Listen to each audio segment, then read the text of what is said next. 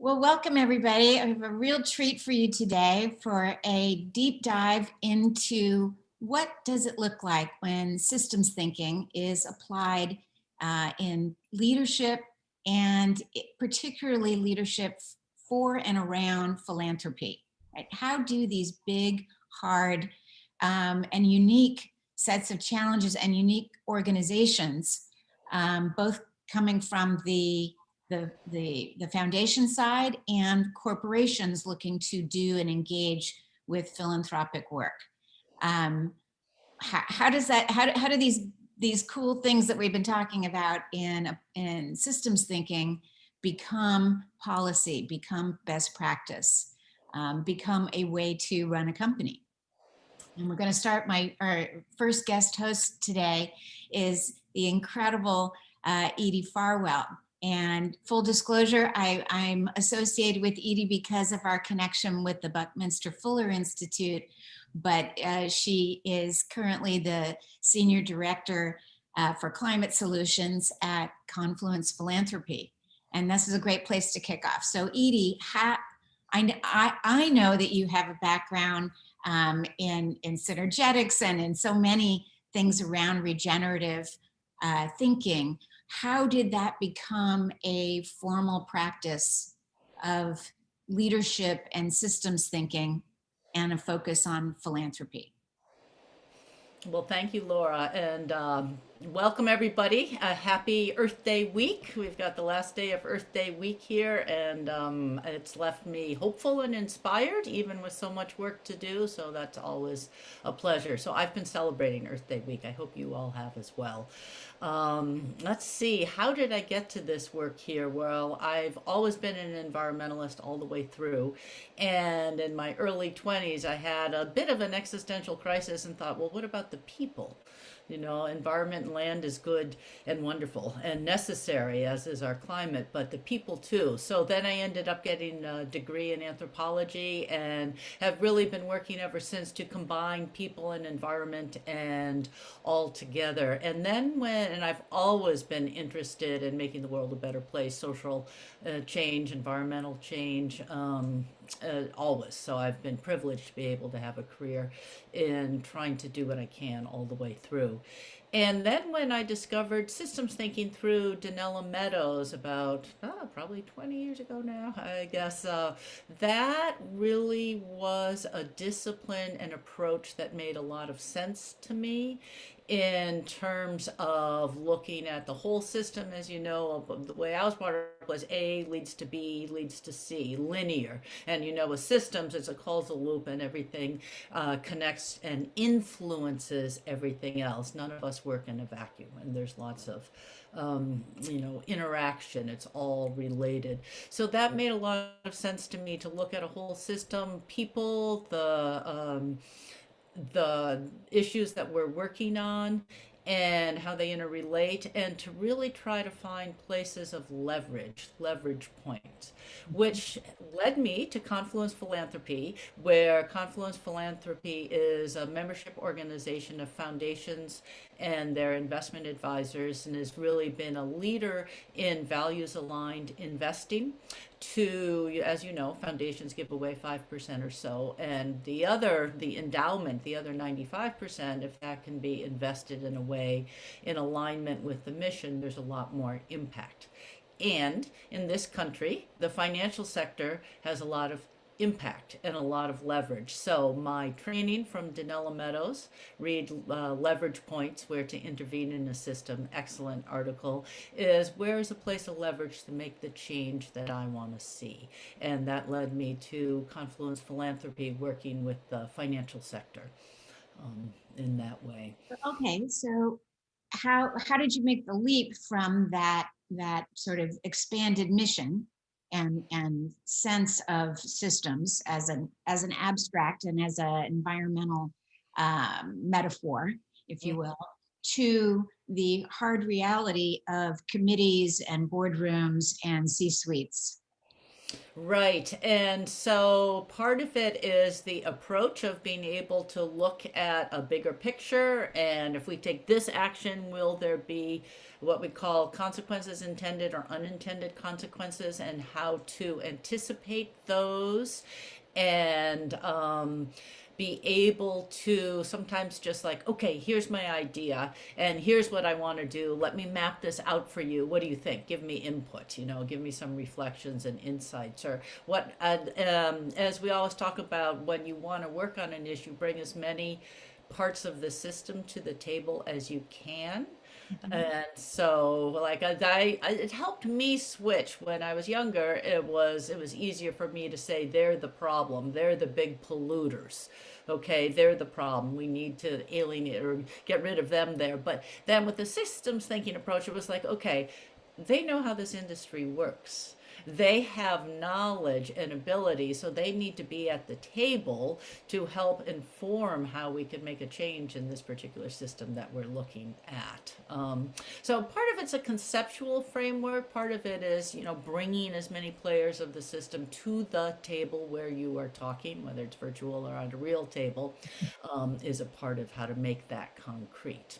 And then really looking for, as I mentioned, the leverage points is looking for the places where, say, if you're a foundation and you have resources, finite resources, where's the best place to put them to allocate resources, time, funding, everything else, to find some leverage to make a larger change in the system you're working on.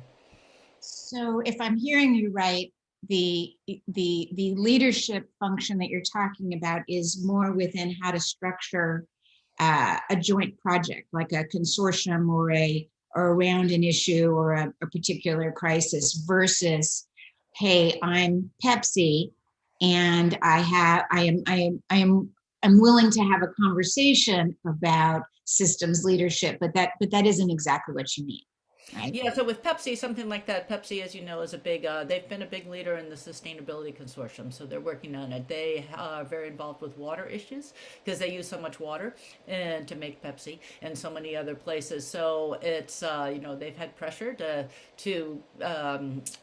keep water available for all the communities they work in and to keep it clean. And it also is part of what they need to further their product is to make sure that there's always a good, clean supply of water there too. So from the leadership component of looking at it is, so the world is way more complex every year. It's more and more and more complex. Our climate system is more and more complex. Our social and racial equity issues are more complex. It's a complex world, so we need to have tools to approach and work with the complexity where we are. And systems thinking is an approach, a discipline that helps to give us some capacity to make change in a complex system.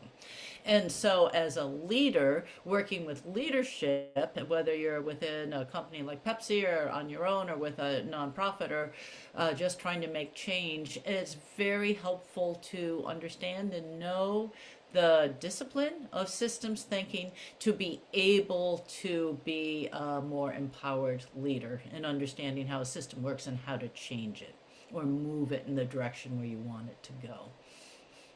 In my personal limited experience with nonprofits, I've been on the board of Film Independent and Computers for Youth, and I worked briefly at X Prize. And I still am, proud of the mission and of the people and the things that all of those organizations have accomplished. But my experience volunteering and otherwise with nonprofits is they are not systems thinkers. They have a systems challenge that they're addressing. Do you have any? I feel like there's a huge backlog of extremely calcified structures in foundations, particularly, anyway.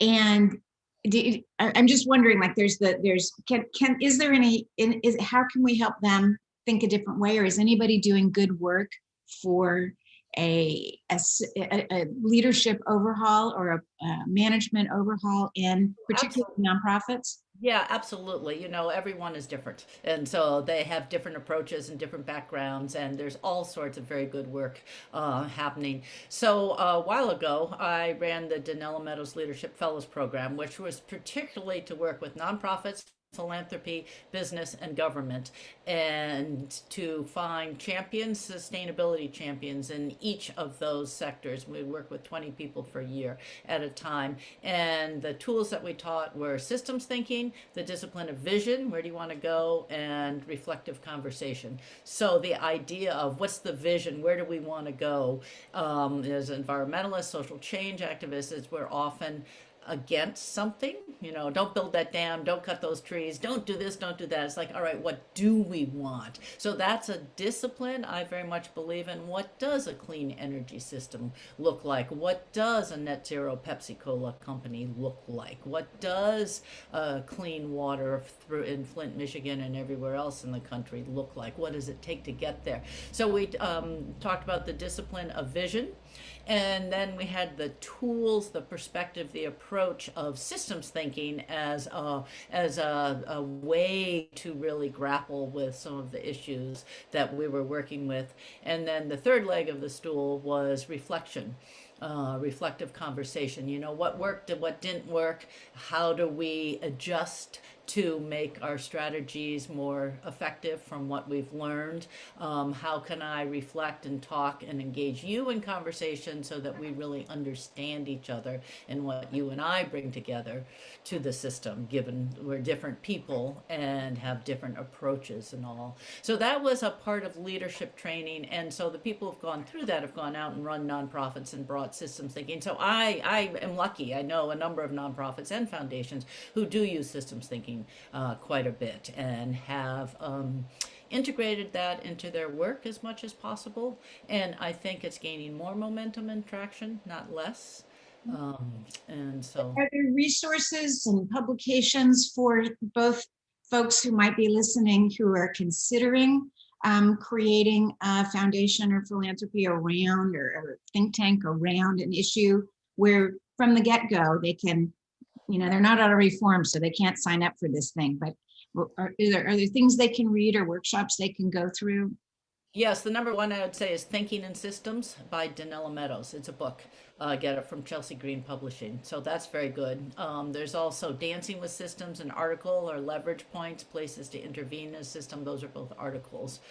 So there, yes, there's a lot of good work out there of what's happening and how it's going. And also when I'm looking at systems, it's not so there's systems dynamics, which is computer modeling, and that is great and a very good tool. And then there's systems thinking, which I've taught and others do too, will causal loop mapping of what does a reinforcing dynamic look like and a balancing loop or dynamic look like, and a whole host of tools that work with that. But also with systems, stories, Mhm. myths, legends, creation stories, those are part of what I would consider systems thinking as well, because that's like telling where your culture, your background is from. That's part of a system too. Our biggest system, most influential, is nature. You know, go outside. Everything is interconnected. Everything is delicately balanced with each other.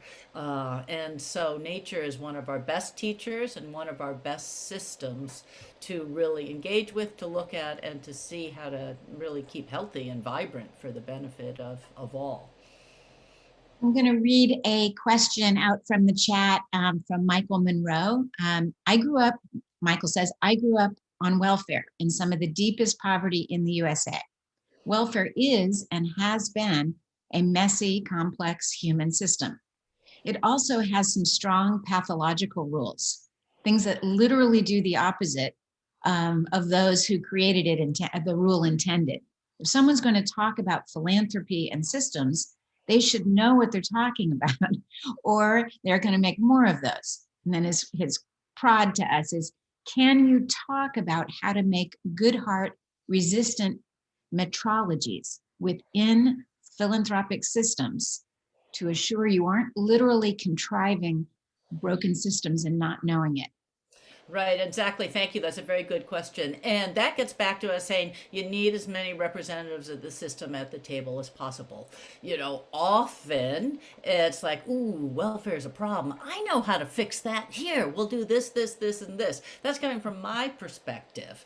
I would need to talk to you, Michael, and people who are way more knowledgeable than I am on the outside. I did not grow up in a welfare system, so everything that I know would be conceptual or what I read or what I hear about. So that's where, and this happens, there's a lot of talk now about citizen engagement. Who are the people who are really affected?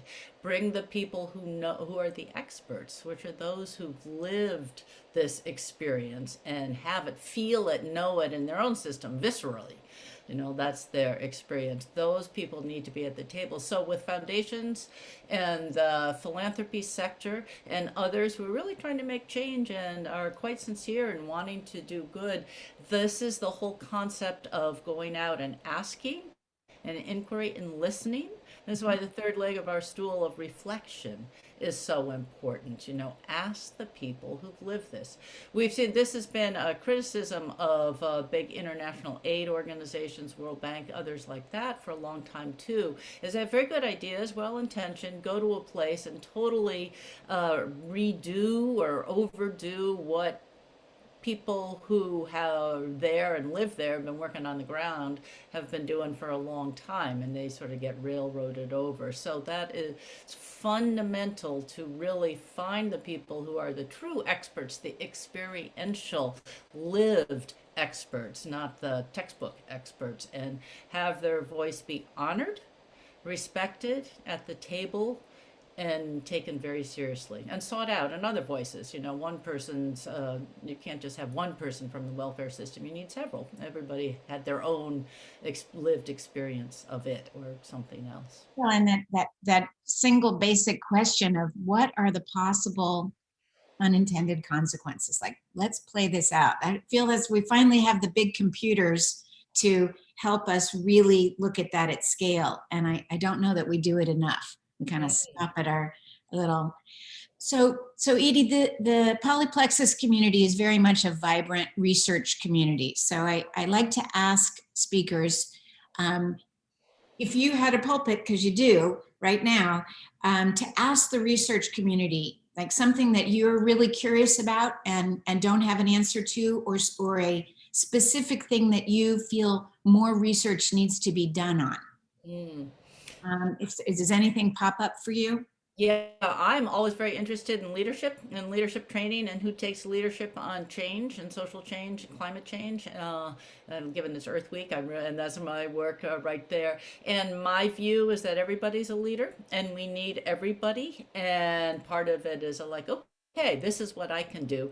And the way I see the leadership is that we really do need everybody to step up and to do what they can. For some people, it's being in the White House right now and having a prominent position of power. For others, it's working with the welfare system in their backyard. For others, it's planting a community garden. What is your personal sphere of influence, your position, your skill set, your passions, what resources you have around you, and how to really stand up and contribute all that you can, as much as possible at your highest capacity. So that's bringing your best self forward and having your courage, your confidence, your ability to bring your best self forward. So I guess a question I have for this community is, what do you all see as needed right now in this moment for leadership and addressing some of the very big significant challenges we have? What does leadership look like to you? And why is leadership important? As a woman in this particular field at this particular intersection, do you have any special advice for I don't even want to say for women navigating this space, but I feel like there are things that we might say. Maybe we don't say them in public, but we would say them to someone. And it's like, how are you seeing that change? Well, I'm very happy to see a lot more women more easily in leadership positions in our current administration and elsewhere. Mhm. Not the top. Uh, Getting there, we're getting there. Yeah. which, has its own issues there, but many. So I think that's quite good. So, yeah, it's an interesting question. I think there is some opportunity for more women to really step up and be leaders, and some have the opportunity to do it in their own way, be really true to who they are as compared to have to follow the current culture or norm of how things are done. Um, Something I would say that I was really struck by when I ran the Denielle Meadows Leadership Fellows Program, by design, about 80% of it was women's leadership, thinking we really need a lot more of women's leadership to bring forth the world that we want to see, and with a recognition that not all women embody that, and some men do, and so that it's in some ways an approach. And but I was really interested because the people who joined the program were very accomplished on paper in their resume and what they did, very capable and very powerful. And yet, when you really delved into it, some were like, I'm not sure, or is what I'm doing really making a difference, or some questioning. And so I think one of the things I would say is for women, for everybody, but to really find your confidence and your voice and do what it takes to get that, so you can show up in your full self and really give your full self and be able to work at your best, highest self as much as possible, and not get bogged down by, ooh, am I doing this right? Or should I really be doing this or something? So I've seen that a little more in women than men. And we wonder if it's a cultural generational lag. Yeah, Um, yeah, yeah. I hope that whatever lack of confidence or dark spots I've had of that imposter syndrome, that people coming behind me maybe won't have. Exactly. And so, yes, and I hear too much about the imposter syndrome, and so I know that there's a lot of good work on how to undo that. And so I would encourage everybody who doesn't have, it's like, okay, what I'm doing is great, myself included, to uh, get the tools to help whatever is needed to be able to show up at your best as much as possible and feel really good and secure in that. The Because we need to be generational full selves. the generational style of working or collaborating is something that I find myself sometimes dizzied by, this moving in pods and this sort of amazing synergy that I'm not always sure is super efficient, but it's kind of inspiring. But that's definitely a shift from Mhm. straight hierarchical teams to how would you advise an effective leadership something to come out of this new style of working together? Any, not advise, but any observations? Yeah. Well, my belief, I'm a very big believer in collaboration and relationships and the power of relationships and investing in relationships, personal obviously, but work relationships too. Or if you have a shared vision of what you're after and a shared mission there, of really spending some time on developing the collective vision and the relationships and the collaboration. In many ways, I think there's a lot more ability with collaboration than maybe I had growing up, though I personally was always drawn towards that.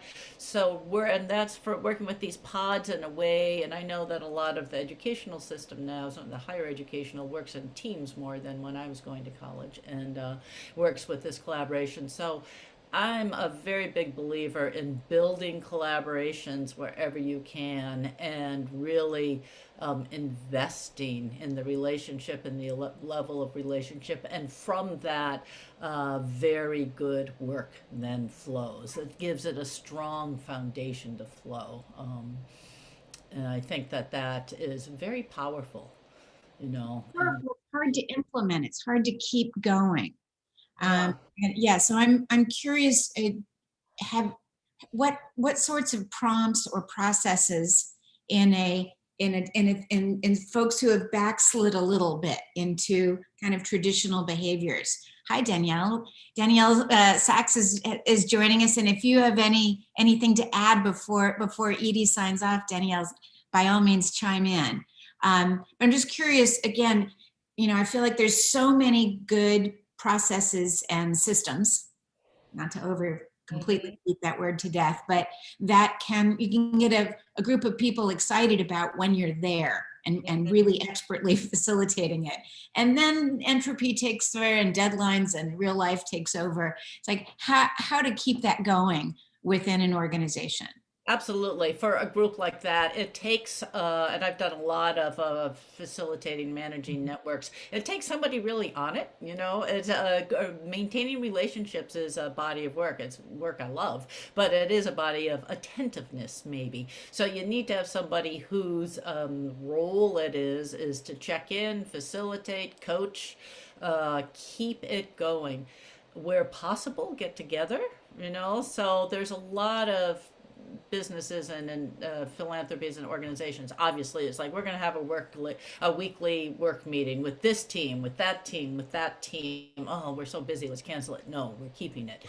So that you have a time to be together and check in and work and just see each other face to face, whether it's virtual or in person. So I think you can set up the structure of making sure that you have a regular time to be together as a group and to facilitate moving the collaboration forward. But I think do not underestimate the need and the power of having an assigned person or team of people to keep the relationships going. Because yes, as you say, Laura, everybody gets excited, it's well facilitated, and then everybody goes home or off to do their work. How to keep that energy all together. It takes somebody corralling it. How do you corral energy once it's dissipated? So you need somebody to say, remember that, let's check in every Tuesday, once a week, once a month, whatever it takes to just check in and see how we are. So that's where structure is really helpful. Commitment to the structure and showing up and being part of it and giving the time to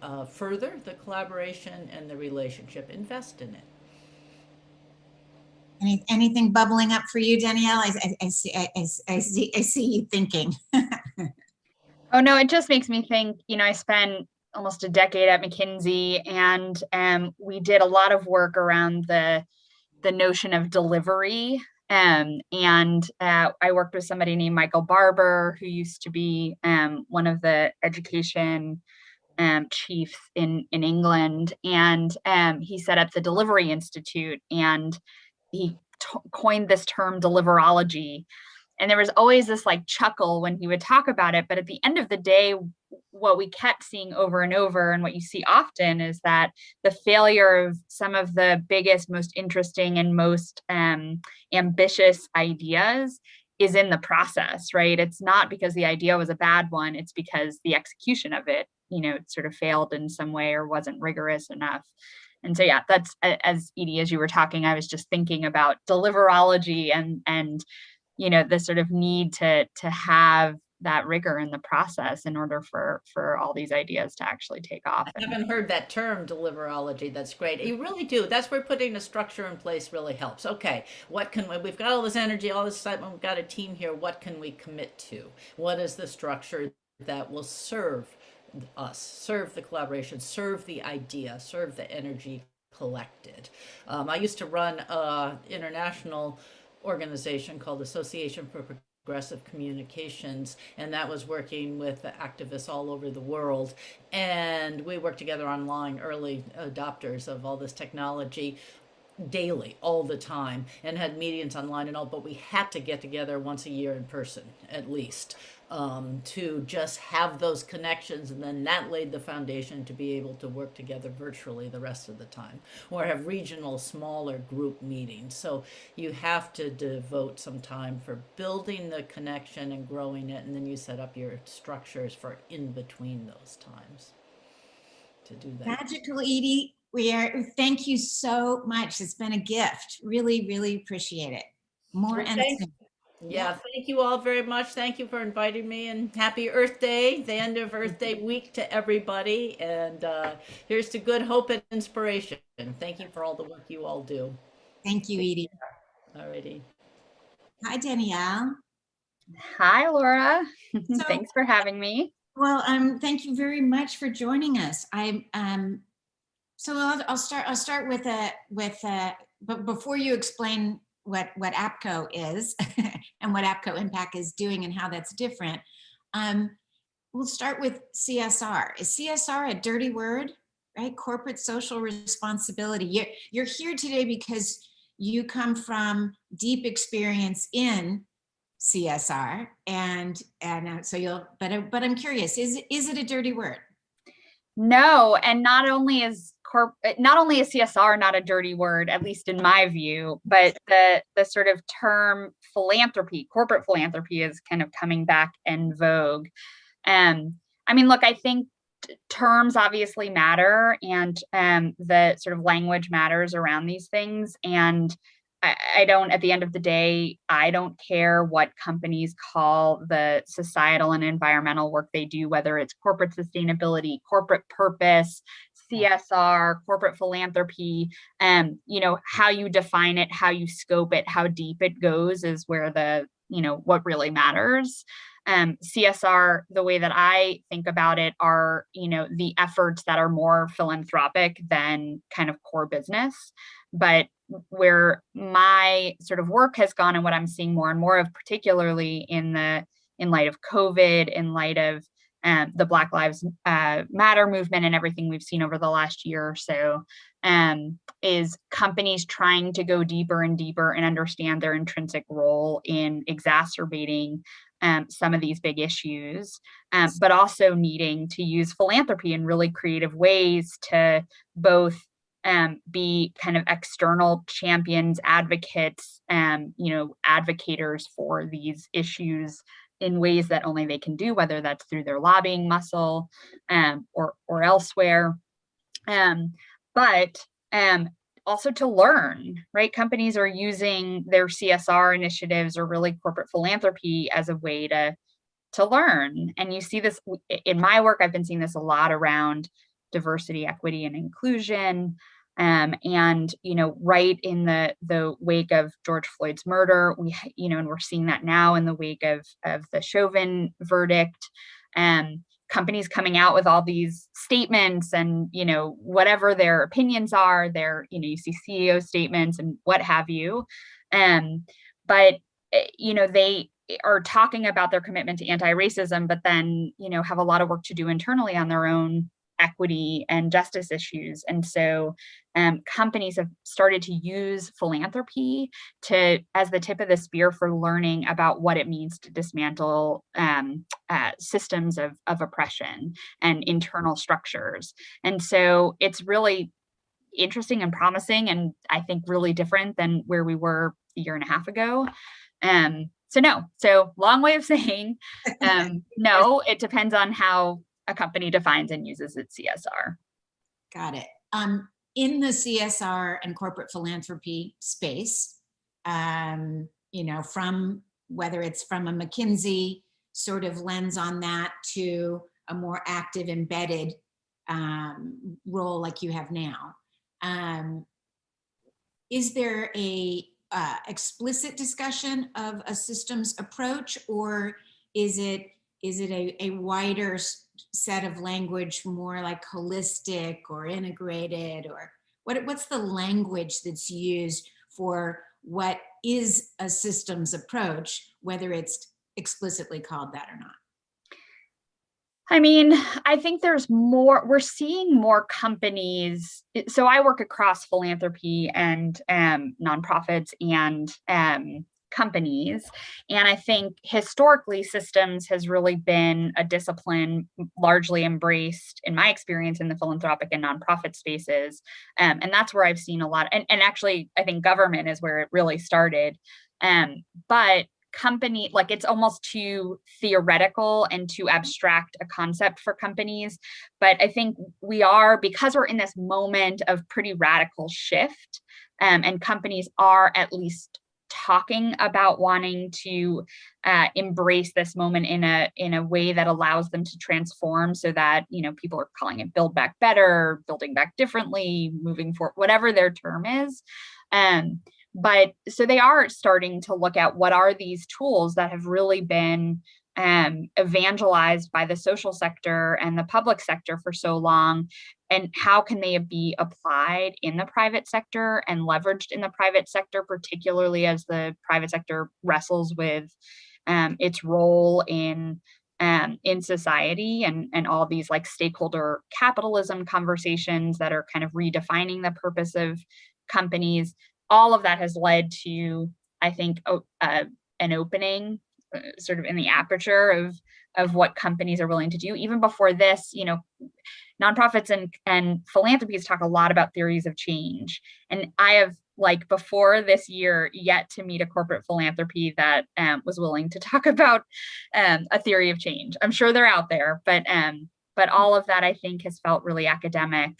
And just like an exercise that often companies that are moving very, very quickly don't have the appetite to embrace. And so systems is a language that I think is starting to appear more and more in corporate boardrooms, especially as things like ESG are becoming higher and higher on corporate. What is ESG?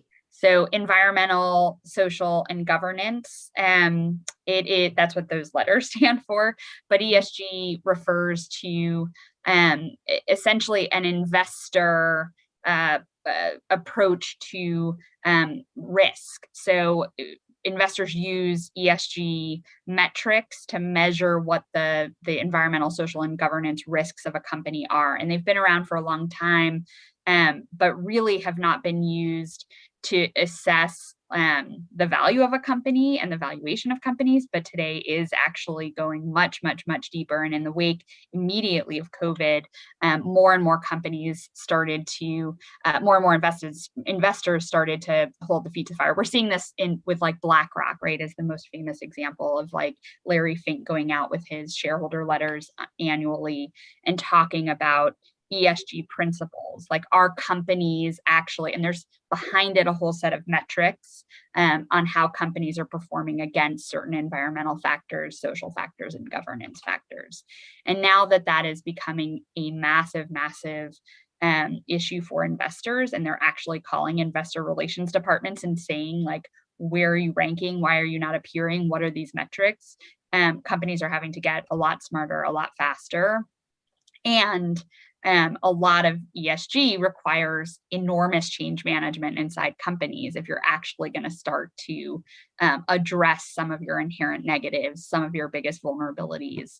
And so, yeah, we're starting, because of that, there's this, like, you know, there's sort of this revolution happening where people are like, sure, a systems approach, what does that mean? So I think us in the social sector have an opportunity to bring these tools to bear in companies. Yeah, I think of the United Nations as a leader in at least establishing a framework of a system of global goals, and there being at least something that companies and others can look toward to say, I'm going to focus on that, and it's part of this bigger umbrella of related issues. And right now, the Sustainable Development Goals, SDGs, right, have made that more much more clear if folks stop and look at it. And you've been right in the middle of that with different size organizations, both philanthropic and corporate. How are you seeing the function of that umbrella be useful for explaining, for engaging, for execution, for companies in that intersection? I guess I would, if I'm understanding the question, I think what I would say is so a lot of companies have been aligning to the SDGs for a long time. Even before, more companies probably align to the SDGs than they do to ESG kind of factors at this point. that may or may not be true, but at least in my vantage point, I see that. But the SDGs are kind of the external contributions a company makes, right? And they provide a useful lexicon for the outside impact a company has. And I think ESG is actually the kind of inverse of that. It's the internal metrics that a company uses to understand its own footprint, if you will. And so, I think that umbrella has been enormously beneficial in and the private sector. There were two versions of that, right? The Millennial Development Goals were the first iteration of it, which ended in 2015, and the SDGs were the ones that followed. And the big criticism of the Millennium Development Goals was that private sector wasn't even consulted. And so the process that the UN undertook in the SDGs was really consultative and addressed that gap. And so I think because of that process, you have a lot more companies that were engaged through it and kind of felt they had a stake in it, and then were able to sort of adapt it and adopt it within their own reporting. And it gave them a language. So enormously helpful. What I would say the ESG work now is a lot more meaningful, because I think aligning to the SDGs sort of allows you to focus more on philanthropy, I would argue, and the sort of ways in which you can pull your sort of external resources to have impact, as opposed to doing the really hard work of, the change management we were just talking about, which requires internally like shifting things and doing business very differently, which is what we're seeing now. So how you talk to your clients about this interconnectedness, their place in this web of systems, different than it was even a few years ago? Are they right, or is who's coming to you really ready and pretty sophisticated? So on the latter question, I think it really depends, right? There have been companies that have been thinking about and at the leading edge of any number of these issues for a long time, and companies that are like just starting that journey, because now they're getting calls from their investors and they're like, what is ESG? And we get calls all across that spectrum. And so I would say most companies are probably in the latter category or somewhere on the latter half of that journey. And it's been much more episodic, right? Like the sort of social programs or the CSR what may have been CSR programs are a little bit more advanced. The workforce programs are a lot more advanced, or they have a really carbon intensive supply chain. And so they've had to get their arms around that. So we've seen a lot of variance in like where within a company different issues have advanced. But right now we're sort of seeing a complete sea change, frankly. It's like we're in the wild, wild west now. Companies, by and large, because of this investor pressure, and by and large because of workforce pressure, right? Like I think what we've seen in the last year is just, this complete disruption in the way we work. And I think what and this, I'm not saying anything new or newsworthy, but like just what COVID has exposed, what COVID has exposed are these inequities that we are all in some way, shape, or form perpetuating. And so I think because we're all sitting at home and we're all able to sort of watch 24 hours news flow, companies are just their feet are being held to the fire in a way that hasn't been before. The level of scrutiny we see, the level of tracking of what companies are doing, the sort of statements that I was mentioning before that were coming out middle of last year. Now we're seeing like, okay, well, what have they actually done? That level of scrutiny has not been there before. And so companies are trying to figure out how to, like, one, what's expected of them in this new world, especially around things like social causes and issues, like where do they weigh in, where don't they?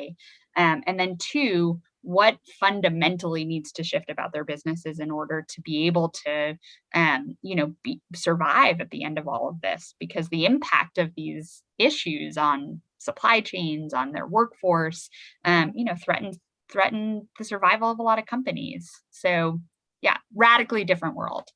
So to anyone who's listening along here who wants to learn language or ways to discuss these things within their companies, their foundations, their government agencies, wherever they sit and at whatever level, do you have any suggestions for good resources to get more? Are there articles or books? So you mentioned BlackRock, I don't get BlackRock's letter, so as it's perpetuated on Medium or something, I might see it, but I don't get that, and I'm guessing most people on this live stream don't either.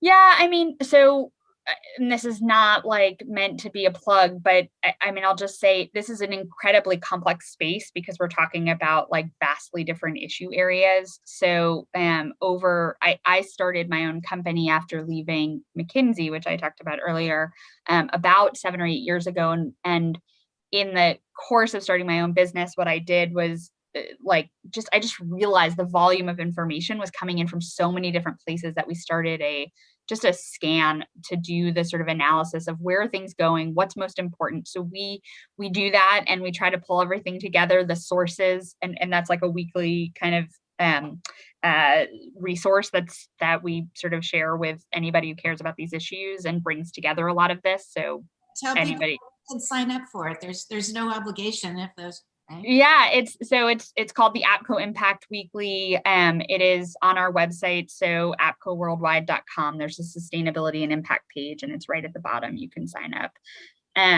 But the sources, of information are everywhere from like the really, SSIRs, the Stanford Social Innovation Reviews of the world, which are sort of longer thought pieces about particular issues like systems, or Bloomberg Green. I think Bloomberg actually has like a ton of really interesting climate resources that they're doing. So it's kind of all over. I wouldn't say there's one or another, but yeah, start with our scan. Yeah, no, I really appreciate it, but it's good to have resources to be able to go back after, and we'll look those up and put them in the thread so they're useful on the Polyplexus discussion tabs. So I'll ask you the same, one of the things I asked Edie, which is you have the ear of a research community, right? This is researchers and funders and policymakers as part of, it's the core Polyplexus demographic. And what are some things that, what are you curious about that you may or may not see being researched to the level of rigor that you'd like? Like what research would you like happening out there, or what are you most engaged and curious about? Well, I don't know how you would research this, but I guess the thing I think a lot about right now in particular is, we are in this moment of radical transformation, and just taking the private sector in particular, we are seeing companies ask these very different questions and wanting to take very different approaches. But we're also seeing that sort of old reflex, that old muscle of like, okay, we want to address structural racism, but let's hire an equity, diversity, and inclusion director, and that's going to be kind of our answer to it. And we know that, just taking that example over, I think it was like 20, there was some study that came out, I think from I want to say PwC, but I'm not sure. But between 2015 and 2020, there was something like 115% increase in the number of diversity, equity, and inclusion hires that were made.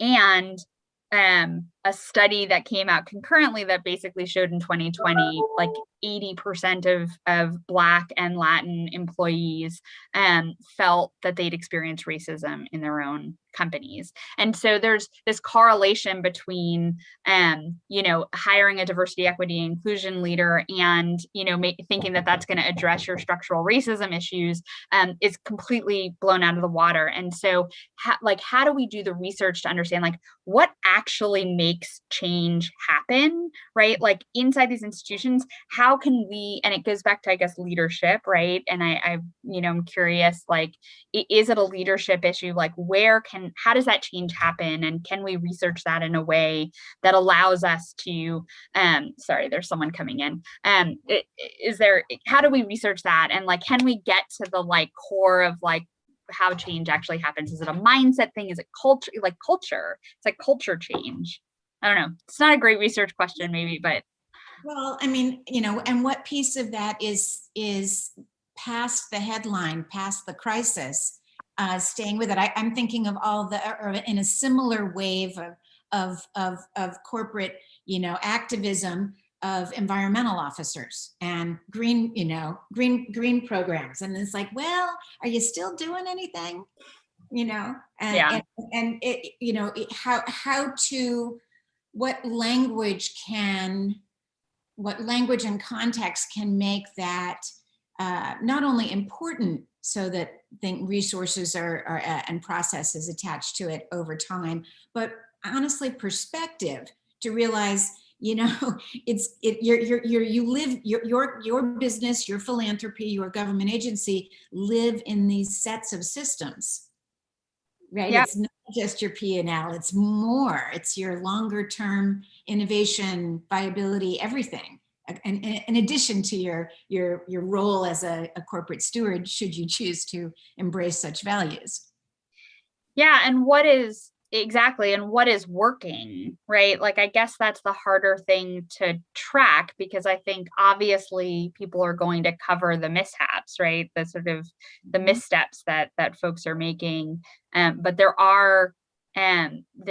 is need to sort of study where that, where people are going against the grain, where companies are sort of trying different things and it's sticking and it's leading to that long-term paradigm shift that I think we're kind of wrestling within right now.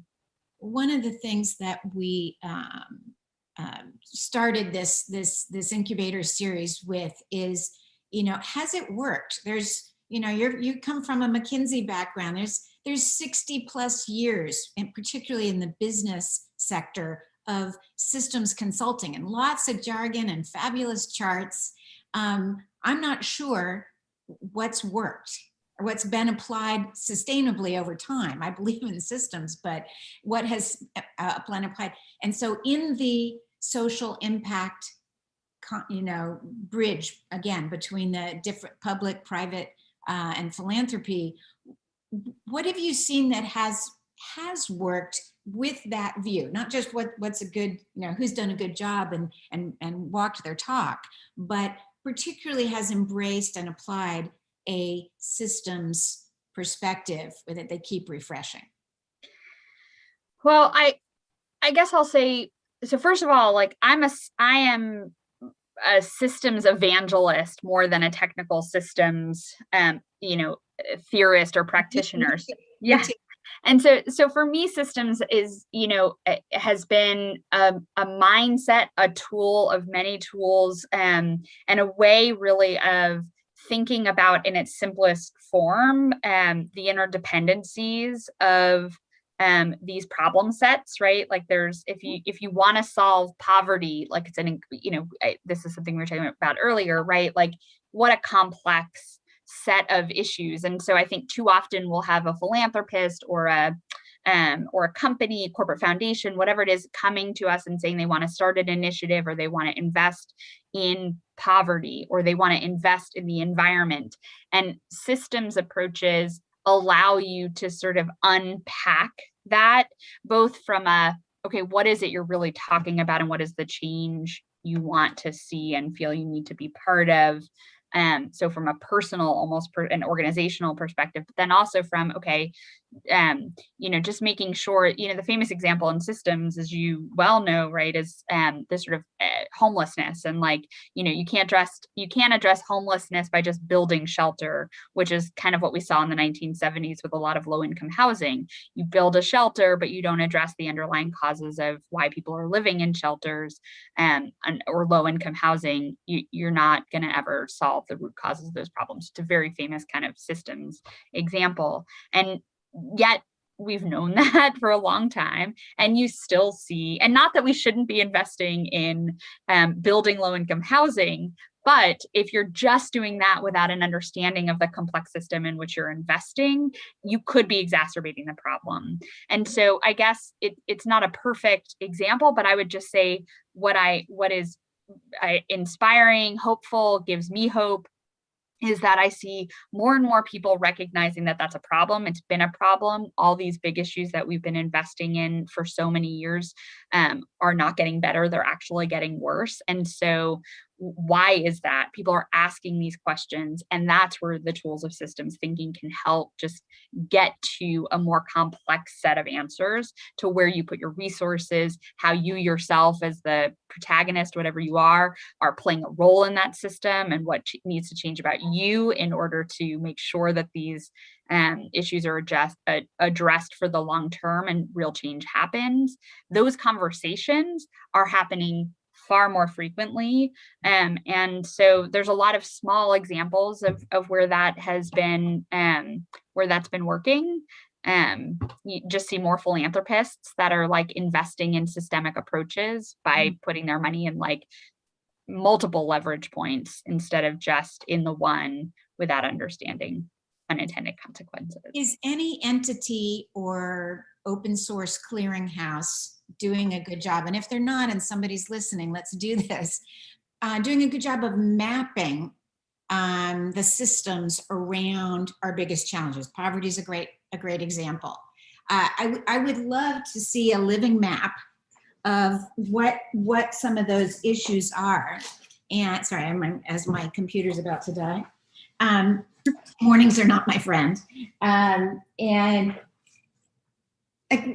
so that every company or entity that, like you say, wants to get active on that can more easily understand, oh, okay, well, I can work on this piece and it matters, and it's not, maybe even that map tells you who's doing something in that area, so I can be as effective as possible. Is anybody doing something like that is publicly available and maybe not deep in consultancy? I mean, it might be, for folks who can afford or have the perspective to go looking for consulting.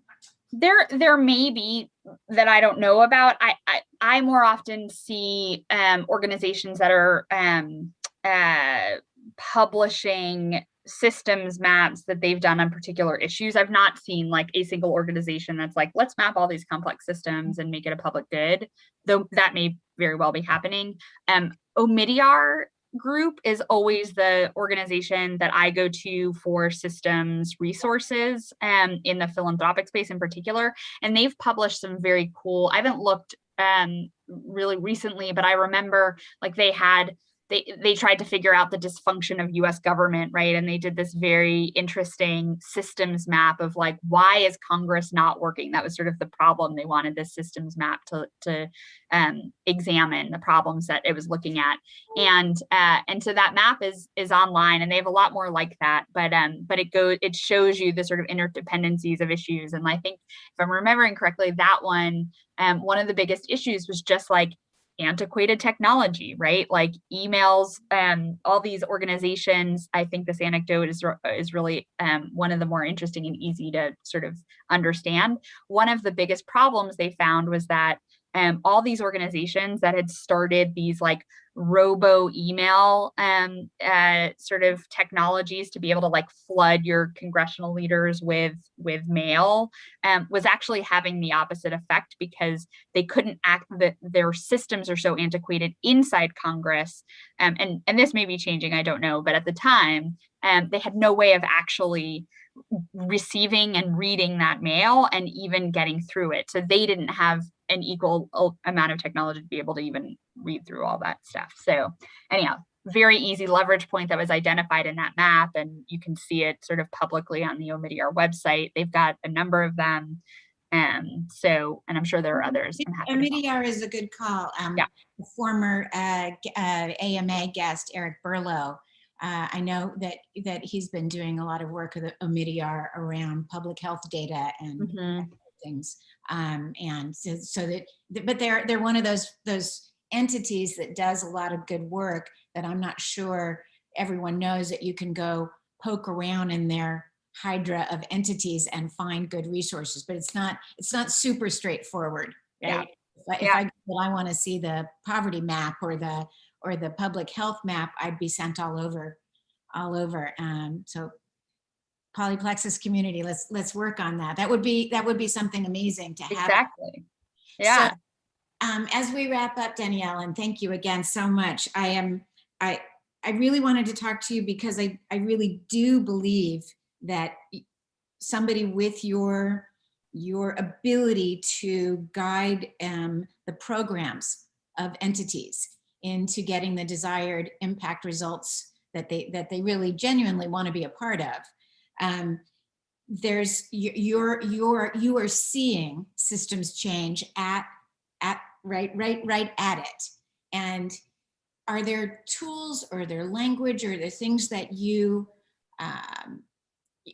wish you had? I mean, other than these sets of maps that hopefully people will make now, that, you know, what are you hoping in the near future will allow this appetite for change, this moment?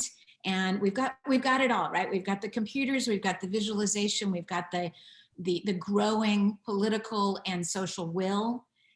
How do we inform that with language and structures that outlive the enthusiasm of the moment?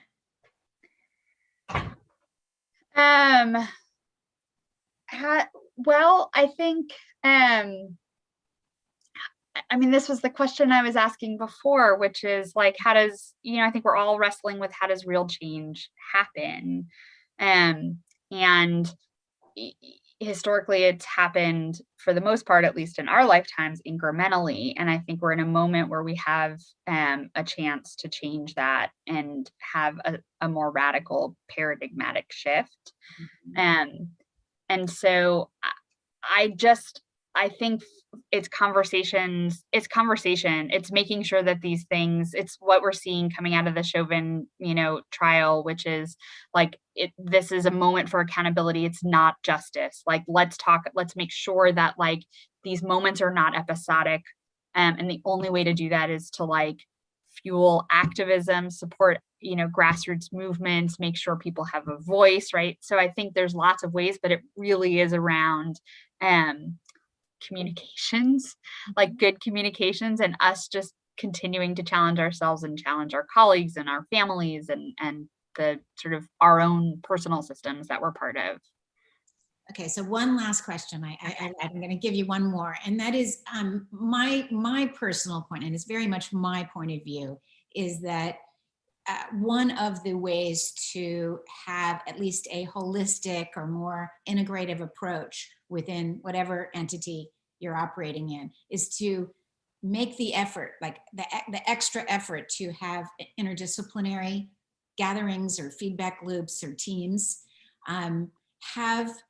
Have you seen that borne out, and what are some mechanisms?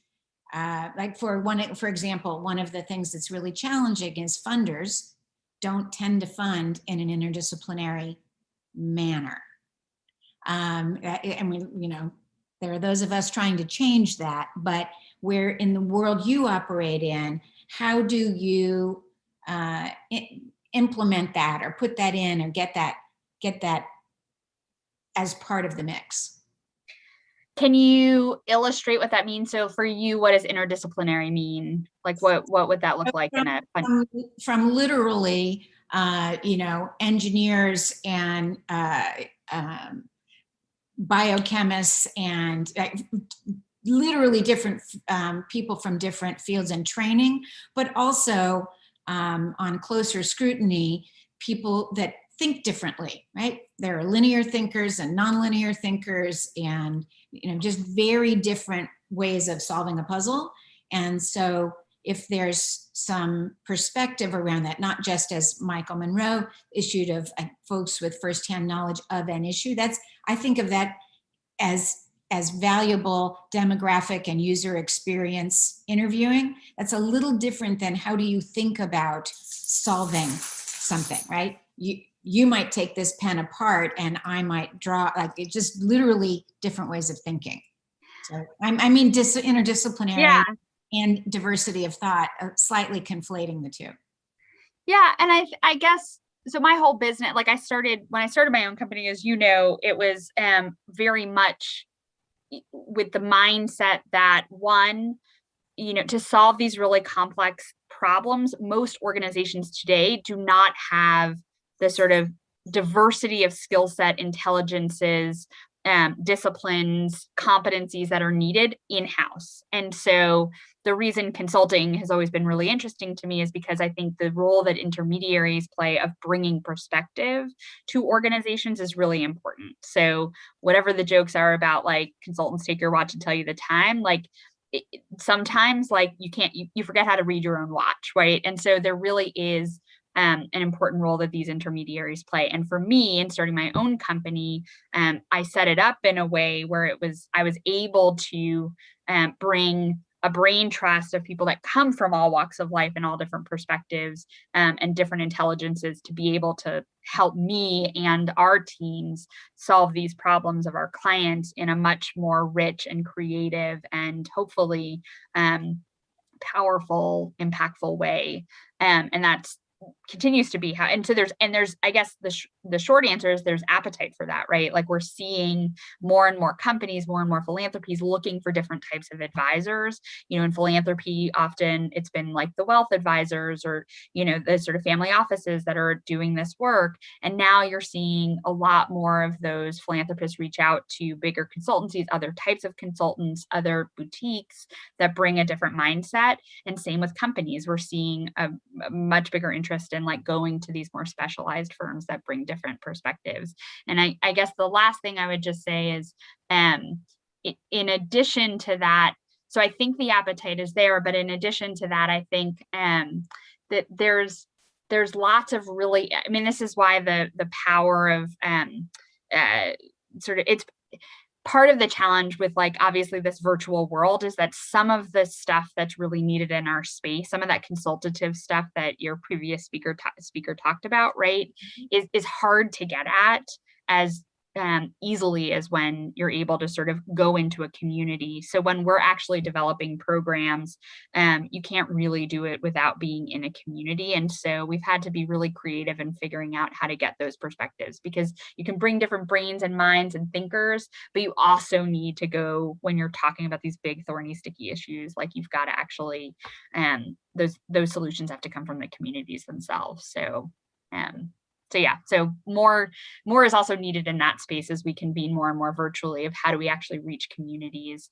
And we're thinking about that right now. We're doing some work with the Marshall Plan for Moms, and a lot of the surveying you see of what moms need, working moms need, are of certain demographics, and how do you reach out to moms who are not sitting on a computer all day, who are working different types of hours, to really understand what they need to radically change their situation. So yeah, that's a challenge again to throw to your community. Right. Well, Denielle, thank you. Much appreciated, and feels like the conversation is just starting. Right. Well, thank you. And let's find people to let's open source these maps. I'll have to think about that. I'll have to challenge some visual designers to scaffold an open source map and let folks add to it and see, start by starting. Yeah. Right? I would love to see you that. heard it here, folks. Systems maps, issue by issue. Let's start. All right. Thank you, Denielle. Thank you.